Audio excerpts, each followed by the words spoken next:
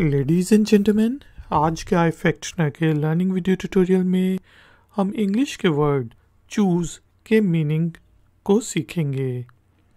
फिर word choose को use करते हुए इंग्लिश में डिफरेंट सेंटेंसेस बनाएंगे और उनकी ट्रांसलेशन करना सीखेंगे। ट्यूटोरियल गौर से देखिएगा क्योंकि आखिर में है एक छोटी सी एक्सरसाइज। तो शुरू करते हैं जी अपना आज का आई फैक्शनर का लर्निंग वीडियो ट्यूटोरियल। दोस्तों, इंग्लिश के वर्ड चूज़ जिसके स्पेलिंग होते हैं CHOOSE,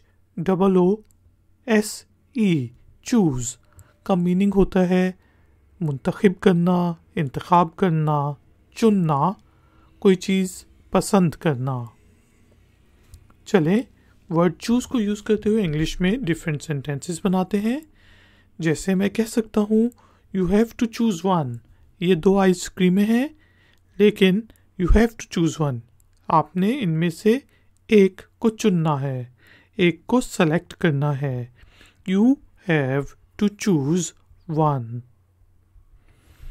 इसी तरह मैं कह सकता हूँ कि I will play this game as long as I choose. अब देखिए यहाँ पे हम ये भी कह सकते हैं कि I will play this game as long as I want, लेकिन वॉन्ट का मतलब होता है दिल चाहना, चाहना। यहाँ पे है चुनना, मुंतखब करना कि मैं ये गेम उस वक्त तक खेलूँगा जब तक मैं इसका इंतखाब करता हूँ, इसको चूज़ करता हूँ। उसके बाद शायद मैं कोई और गेम खेलना शुरू कर दूँ। I will play this game as long as I choose. इसी तरह हम कह सकते हैं कि It's your turn to choose. हम हफ्ते में एक दफ़ा खाना खाने बाहर जाते हैं तो अब मैं कहता हूँ कि यार आज या इस दफ़ा आपकी बारी है चुनने की, सेलेक्ट करने की, पसंद करने की। It's your turn to choose. कि हम कौन से रेस्टोरेंट जाएं, चाइनीज़ जाएं, कॉन्टिनेंटल जाएं।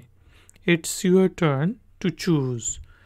दोस्तों, उम्मीद है कि आपको इंग्लिश के वर्ड चूज़ का मीनिंग और यूजेज समझ आ गया होगा। टाइम हुआ है छोटी सी एक्सरसाइज का। तो एक्सरसाइज के तौर पे आपने इंग्लिश के वर्ड चूज़ को यूज़ करते हुए इंग्लिश में एक छोटा सा सेंटेंस बनाना है और उसे नीचे देकर कमेंट्स बॉक्स में पोस्ट कर देना है। हम में से कोई पॉइंट आउट कर देगा अगर उस सेंटेंस में कोई गलती हुई। वीडियो पसंद आई है तो लाइक का बटन ज़रूर प्रेस करें, वीडियो को शेयर करें और अगर आप चैनल पर नए हैं तो चैनल की सपोर्ट के लिए और नई नई नोटिफिकेशंस के लिए चैनल को सब्सक्राइब करके बेल आइकन को प्रेस कर दें।